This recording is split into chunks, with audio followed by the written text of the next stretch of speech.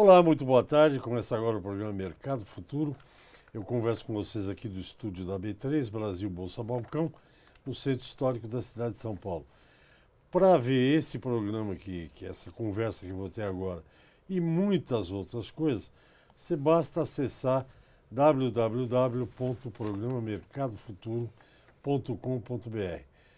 O programa está linkado no Instagram, no Twitter, no YouTube, no LinkedIn, no Facebook, enfim, em todas as redes ou nas principais redes utilizadas que a gente utiliza. E lá no YouTube vocês ficam com todos os programas que eu faço aqui. Vocês podem ver, assistir, ver de novo, enfim. Bem, o programa de hoje é uma espécie de atualização nas informações que você tem aí sobre o mercado das soft commodities ou commodities agrícolas. É uma geral. Boi, café, milho, soja e etc, etc.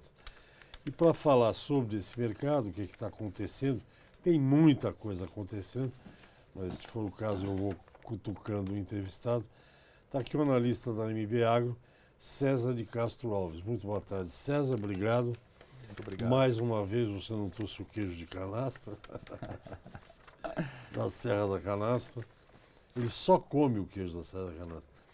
O que eu precisava ter não é o queijo da canastra, também o queijo, mas é aquele lugar onde guarda, aquele negócio que tem uma redinha. Queijeira. Queijeira. Aquela queijeira só tem em Minas, não tem aqui. Normalmente lá em Minas você acha fácil, né? Não, porque eu tenho frequentado o Mercadão de Pinheiros, que é perto de onde você trabalha, mas eu olhei lá e também não achei nada lá de parecido. Porque o queijo da Serra da Canastra tem que ser guardado naquela queijeira. Tem que ser arejado, senão ele... Não é? Tanto que esses mofados que a gente acha aqui em São Paulo, eles vêm com um filme PVC envolvendo, né? Inclusive cheira mal pra caramba quando você abre, porque ele tá fechado ali, mas o certo é ele ficar aberto e respirando, né? Mas aí também ele fica curando, né? Então quando ele tá no plástico, ele tá meio que congelado ali a cura. Na hora que você abre, fede pra caramba, mas demora uns 2 dias para passar esse cheiro, mas lá dentro tá... Fede, mas é bom, gente. Bom, tá, o mundo tá uma revolução. Como é que tá, por exemplo, quer começar falando de boi? Vamos falando de boi, que o boi tá num período bom. Outubro é tido como entre safra, outubro já tá aí. Vamos falar do boi, como é que tá o mercado do boi? tá aquecendo, acho que até bem rapidamente, né? Desde que saiu a notícia aí da autorização dos frigoríficos para exportar para a China, né? Entraram mais diversas plantas aí, se não me engano, 7 de carne bovina para exportação. Já tinha algumas, né? Mas praticamente quase dobrou o número aí. Então a gente estava meio no limite, né? Dessas plantas para exportar, a chinesada precisando de carne. E aconteceu essa autorização, isso era esperado, teve uma demora maior do que o normal aí, parece que o pessoal tentou antecipar a notícia aqui, os chineses não gostaram e tal, deram uma demorada, mas veio. E a gente esperava isso por conta de toda a conjuntura, né? Então, o boizinho está aquecendo, lembrando que agora também é um período de extrema escassez, né? Não tem o animal de pasto, só os confinamentos, mercado externo, o mercado doméstico, né, não está ajudando, mas também não está atrapalhando, né? Assim, o ano está meio perdido aí para o PIB, mas o preço da carne está firme aqui dentro. Então, com mais exportação, o boi está ganhando força aí, né? Um cenário bom aí até o final do ano. Você acha que o Brasil exporta o quê? 20%, 30%? É ao redor de 20%, 25%. O maior mercado é aqui dentro, né? É verdade. Por outro lado, dependendo da demanda lá fora, né, dos chineses, a gente, grosso modo, a gente sempre exportou as carnes de dianteiro mais baratas e consumimos traseiro. Agora nós estamos vivendo um mundo que os chineses estão vindo aqui comprar carne de traseiro também, né? Os preços estão subindo absurdamente lá, preço de todas as carnes na China. Então carne de traseiro lá ficou barato relativamente. Então não é que eles só vêm buscar os dianteiros, vêm buscar o que tiver, né? Então... porque eles gostam de comer umas coisas que a gente não come, né? Quer dizer, eu não como, mas eles comem língua, eles comem coração. O consumo grosso lá é de carne de porco, né? Carne de boi, ela é complementar. E aí, obviamente, né, tem outras coisas que eles comem, né? Inseto, tudo isso. Cachorro. Tudo. Mas o fato é que tamanha a escassez de carne, né? Que tá abrindo um espaço muito Isso tudo grande. por causa da peste suína Isso lá. tudo por causa da peste Você suína. tem noção de... Eu já ouvi falar em 30% do rebanho, é 50% que foi morto. O número oficial do governo chinês, que é uma pesquisa que eles fazem mensalmente, veio agora em agosto menos 40%. Ou seja, 40% do rebanho suíno e de matrizes agora em agosto, em relação a agosto do ano passado. Está perdido. Então, isso nós estamos falando aí de É o maior rebanho 200 do mundo. milhões de cabeça, coisa assim. Então, é um número que assim, não tem parâmetro, né? Não tem nenhum lugar do mundo tem carne para abastecer o tamanho dessa quebra. Então, provavelmente o consumo vai cair um monte, vai importar bastante carne de frango, a produção interna de peixe, de frango também vai subir muito, né? Isso deve ser algo entre 10% e 15%. E ainda assim vai ficar um buraco grande, porque não vai ter como suprir 15 milhões, 20 milhões de toneladas perdidas esse ano de carne suína. E o ano que vem o problema é maior, porque o ano que vem você não tem esses animais que já morreram, o estoque desses animais já foi, né, consumido. Uma parte são animais doentes, você incinera. Mas tem uma parte de animais que estão sendo abatidos porque o preço subiu muito, ou o produtor está preocupado de sofrer infestação. Então, o ano que vem não tem. Ou seja, você está com a base do estoque de rebanho de suínos lá embaixo e não vai ter essa carne estocada para comer, né? Então, ano que vem vai ser maior ainda a escassez, né? Ou seja, já começa o ano numa base lá embaixo. E o consumo é de 50 milhões de toneladas, né? Isso vai vir para muito menos. Então, por isso que... Os chineses consumiam 50 milhões de toneladas. É metade do consumo mundial, metade do rebanho. É um absurdo, né? Tem 500 milhões de rebanho, né? 450 milhões de cabeça. Aqui nós temos 40. De suínos. Então é uma coisa assim, sem E os preços lá estão explodindo, literalmente. Desde agosto as curvas estão assim, preço de leitão está 100% acima do ano passado, carne suína 85%, todas as carnes, né? Agora parece que desde o início do segundo semestre, a corda esticou, o estoque acabou, tá muito, agora eles vão ter celebrações, inclusive, curiosamente, é o ano do porco lá esse ano, né? Então... Pô, mas que ano do porco mais olha que destino, né? Para comemorar o ano do porco, acabou a carne de Acabou porco. a carne de porco, sem graça. Bom, o nosso primeiro bloco já foi. Eu converso com o César de Castro Alves, da MB Agro, analista de mercado. Por enquanto falamos do boi, depois a gente vai falar do que der mais tempo. Vamos no intervalo, a gente volta já. Ok, você assistiu o programa Mercado Futuro, o analista é o César de Castro Alves, da MB Agro. Primeiro bloco falando dessa... É um verdadeiro tsunami, essa doença que que vitimou o rebanho chinês de suínos, que é o maior do mundo, né? Só para a gente dar uma arredondada, eu não trouxe o meu óculos cor-de-rosa que a Barbie usa, mas a nova suinocultura chinesa deverá ser mais profissional. Isso pode favorecer mais adiante o mercado de soja, né? Vai favorecer. Na hora que começar a recomposição do rebanho, isso já tem umas tentativas disso acontecer, mas quem está alojando está perdendo. Então, ainda a gente não tem notícia de que isso começou. Mas na hora que começar, ou se descobrirem a vacina, né, que não existe ainda, tem muito dinheiro envolvido nisso, muita gente investindo nisso, aí começa um novo ciclo. Aí é o contrário, aí vai ter uma baita demanda de soja, né, para farelo e milho, porque aí a China vai voltar a construir vai recompor isso. o rebanho, né?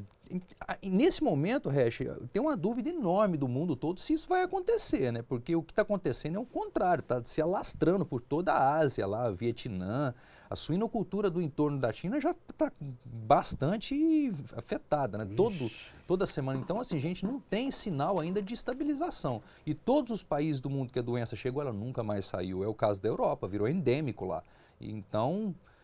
nós não sabemos o que vai ser do futuro, né? E se os chineses vão querer carregar esse risco também, né? A menos que descubra uma vacina com grande eficiência, isso pode acontecer, não vai ter como construir essa população enorme de suíno e carregar esse risco, né? Porque olha o que aconteceu.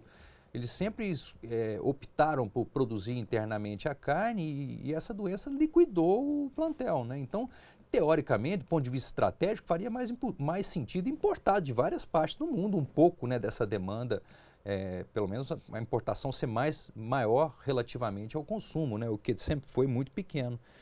A Ásia é surpreendente, eu não conheço a Ásia. Mas, por exemplo, o Japão, que é outro país asiático, né? O Japão importa de carne suína, isso é normal lá, não é por causa de nenhuma doença, não. Ele importa o que o Brasil produz. Tudo que o Brasil produz é a quantidade que o Japão importa. É verdade. E o Brasil está fora desse mercado. Tá fora só Santa Catarina, que é muito pouco. Está fora, né? por causa da vacinação da febre aftosa. Bem, o boi deixa para lá. O boi, aparentemente, está tudo muito bem. Né? Tá Pelo menos bem. agora, até o fim do ano. Tá bem. Tá tudo. Os indicadores são positivos. Muito positivos. Café. Café melhorou, eu acho que, né, tivemos aí um período ruim aí antes do período de frio, né? O café estava 380, estava literalmente um caos, né? Nova York perto de 85 cents. Melhorou, nós tivemos 3 rallies esse ano, né? Primeiro do frio, né? Pré-geada, os preços subiram R$100, produtores travaram o preço para os próximos anos, houve uma movimentação muito grande da comercialização. Depois passou a geada, os danos foram relativamente pequenos, né, pensando no Brasil como um todo, os preços voltaram a cair e agora voltaram a subir em função do calor, do excesso de calor e a falta de chuva. Né? Nós já temos aí uma semana que os preços já estão voltando a cair, porque vai chover semana que vem, mas as lavouras estão muito sentidas, né? A verdade é essa. Toda a leitura para o ano que vem, que será inevitavelmente safra maior, essa safra maior, tudo indica, as cooperativas já lançaram um entendimento aí no mercado de que não tem chance de ser maior do que o recorde do ano passado. Já li também. Então, provavelmente vai ter desconto na safra do ano que vem, já nesse momento, sem antes da florada, né? Ou seja, ainda podemos ter uma série de novidades aí, pegamento de florada, enchimento de grãos o ano que vem, né? Não sabemos como é que vão ser as chuvas, mas até agora o quadro está um pouco pior para as lavouras do que o esperado, então isso melhorou o preço um pouco. E esse negócio dos colombianos quererem vender por $2 a libra-peso, tem algum fundamento? Olha, todo mundo quer, né, vender por $2. Olha, quer vender por mais de 2. É uma situação complicada, né? Porque mesmo os produtores de especiais, semana passada eu estava lá no Cerrado Mineiro e conversei com alguns produtores, caras que vendem cafés nota 85, 90, e os caras querem pagar pouco para esses caras, mesmo nesses cafés especiais. Então, mesmo quem produz esses cafés muito bons, eles estão amarrados a Nova York, né? O pessoal pega Nova York, desconta tantos pontos e põe em tantos pontos do prêmio. É uma coisa meio injusta, porque no final o preço fica melhor, mas não a ponto de animar mesmo, né? Então, ou de justificar o trabalho. Então quem trabalha nesse mercado de cafés um pouco mais especiais tem muito essa ansiedade, esse desejo de ter um canal alternativo que não seja indexado na Nova York. Agora a questão assim, pensando que café é uma commodity, né? Que você tem dezenas de países produtores, né, fazendo a mesma coisa, é difícil imaginar um mundo totalmente desindexado da principal bolsa, que é a referência, né? Então eu vejo essa opção, esse assunto dos colombianos como meio perigoso. Pode ser que a gente perca mercado com isso, né? Porque a verdade é que o grande trade de café está associado a Nova York. Então, a menos que seja assim uma coisa global, ninguém mais vai vender lá. Mas é difícil imaginar a implementação de um negócio desse. Tem Gana, Etiópia, Costa Rica. Quando o Brasil para de vender, sempre os outros vendem, não tem essa... Toda vez foi isso, né? Apesar de ter 40% da oferta mundial. Todas as vezes que o Brasil tentou fazer um plano de retenção, a gente se deu mal com isso. Mas os outros pegaram, ocuparam espaço. Olha a história do Vietnã, né? O que foi em função disso. E esse ano em exportação, foi quase 41, né? Até junho.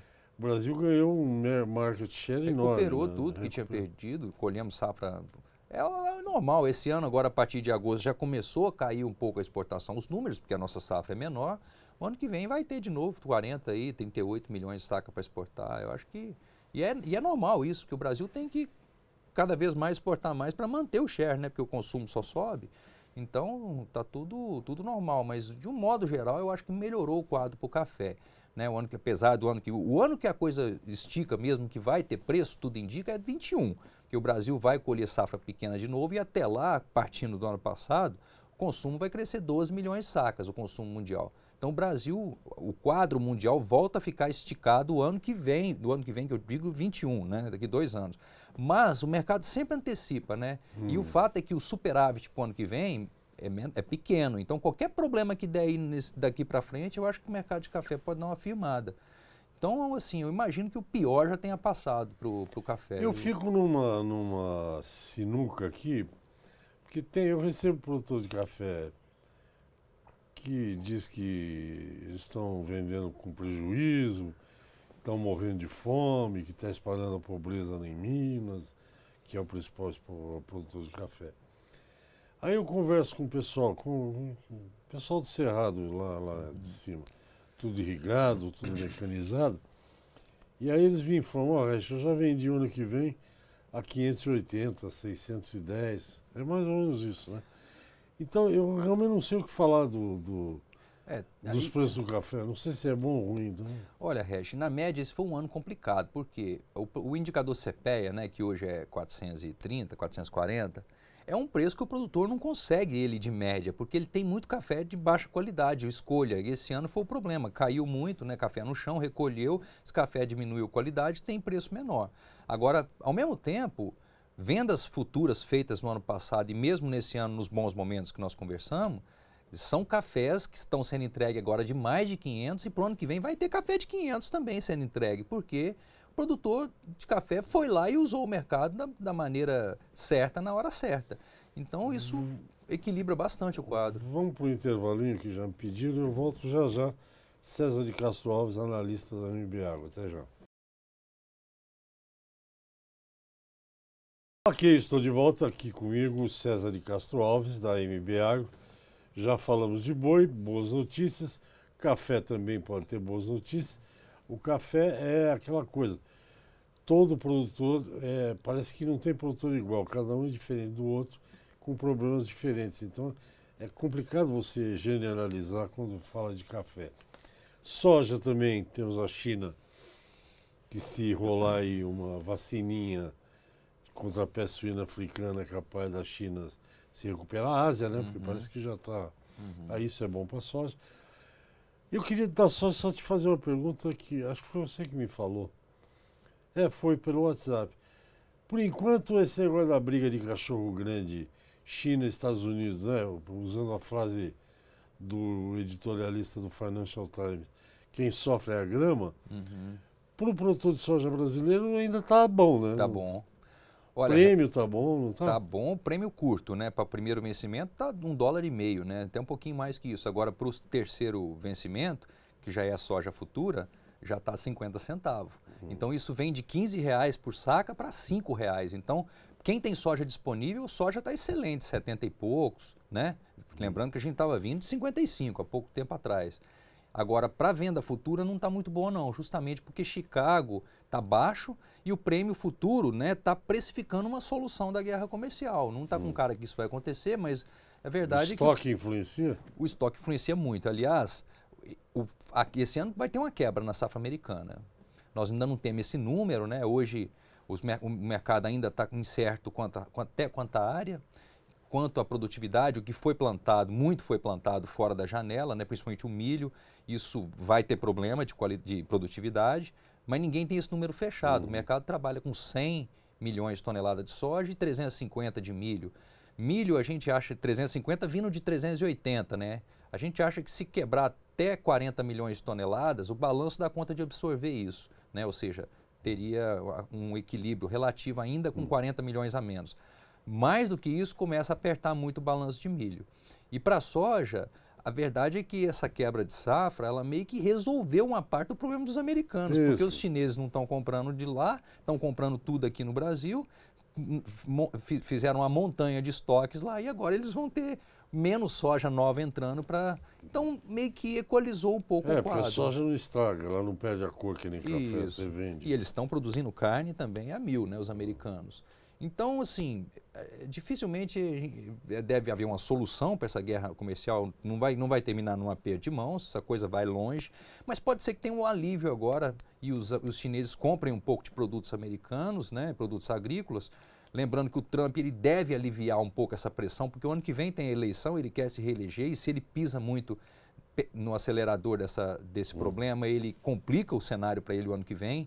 Então deve ser um quadro de uma relativa tranquilidade aí, e a gente acha que isso até agora foi muito bom para o produtor de soja brasileiro, né? A gente literalmente desde 2018 ocupou o lugar dos Estados Unidos, né? Era mais ou menos 6-6 a exportação de soja para a China, virou 80-20 a favor do Brasil. Então foi bom para nós até o momento. Agora, para a comercialização futura de soja não está bom não, porque os custos subiram, o dólar subiu muito, fertilizantes estão caros, né, em reais. Eu li já. Custo alto dessa safra. O pessoal lá do Mato Grosso, eles são meio dramáticos, mas... São. Mas vai crescer a área de soja. Vai crescer. 30% os custos, uma coisa assim. Mas vai crescer a área de soja. A gente acha que é pouco, mas deve crescer, tem ambiente para isso, né?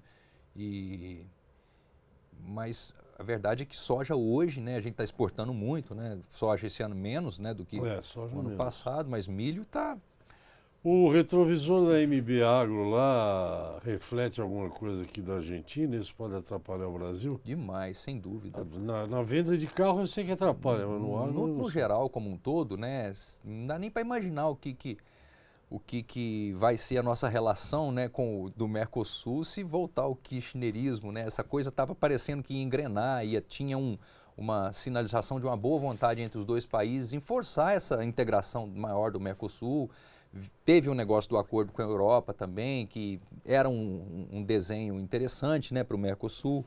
E agora está tudo no ar, né? Para a indústria brasileira como um todo é muito ruim. Nosso é um parceiro comercial importantíssimo. E o agro... É o quarto, né? E o agro brasileiro volta a ter aquela sombra, né? Teoricamente, a competição no longo prazo vai até diminuir, né? Porque a Argentina voltar a ter retenções, aquilo tudo, eles vão sacrificar muito a agropecuária de lá, mas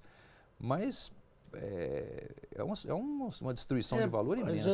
A geopolítica é complicada mesmo, né? Por exemplo, a gente é dependente de trigo argentino, compra uma parte lá, né, dos 10 milhões de toneladas que importa. Mas agora, como estão se relacionando de amiguinho com o Donald Trump, o Trump já empurrou o trigo americano aqui praticamente pelo preço, né? Então a geopolítica ela vai mudando, né? Não tem definitivo, né? Não, nada. Inclusive esse ano está mudando tudo completamente, né? Você vê a China deixando de comprar de soja nos Estados Unidos, comprando aqui, né? Os americanos querendo mandar mais etanol para cá também, você está tendo todo mundo querendo produzir carne e mandar para a China, né? Daqui a pouco a China volta a produzir mais leitões, aí inverte tudo, né? Aí é soja, e a carne pode, né? O que eu acho da carne é o seguinte, a carne brasileira é muito boa, tem muito boa, a qualidade é muito boa. Senão os europeus não iam ser grandes compradores e tal. Então tem essa questão também de um produto de qualidade. E isso o pecuarista sabe fazer, né? Sabe. Assim como faz outras coisas, mas carne faz bem. O negócio da vacina da aftosa, o Paraná provavelmente até o final do ano vai ser livre sem vacinação. Então vão ter 2 estados que vão poder exportar suínos, né? Santa Catarina já exporta mais 10 anos. 2 estados muito relevantes em suínos, né? É importante, muito relevante, dos maiores. Então, isso é bom, né? Tem uma vertente de pessoas, analistas, que tem um pouco de medo da criação dessa zona sem vacinação com as fronteiras que a gente tem e essa coisa de restrição fiscal, pouco dinheiro para controle das fronteiras. A gente tem um pouco de medo, mas o Brasil há muitos anos já não tem, né, casos de aftosa, então faz sentido. Na verdade, o que você está falando, nosso tempo acabou já, mas para você parar de vacinar, você tem que ter um super sistema de fiscalização, controle. E nós sabemos que o Brasil não tem. Quer dizer, o Paraná diz que tem, que fizeram lá, que tem, mas nós temos fronteira com o Mato Grosso do Sul, com o Paraguai, né, que dizem que está bom, mas enfim. Mas Deus é sojicultor brasileiro e também produtor de gado, então vai dar tudo certo. Tem que torcer. César, nosso tempo acabou. Muito obrigado. Eu espero te ver em breve e vamos ver se a gente consegue ouvir uma guitarra Ah, comendo um queijo Canastra. da Serra da Canastra. opa, aí sim. Você só promete, mas numa hora vai dar Pô, certo. mas o queijo canastra está custando R$ 160 aqui no mercado de Pinheiro, você sabia disso? Os Não. premiados na França custam isso. O quilo? 160. Um queijo tem uns são até menos de 1 quilo, né? Mas uma peça de queijo. Eu vou lá amanhã, vou ver. 160? 160. Tá mais caro que ouro, gente. Obrigado, César. Até Valeu, a próxima. Regi. Gente, amanhã tem mais. Até lá, tchau.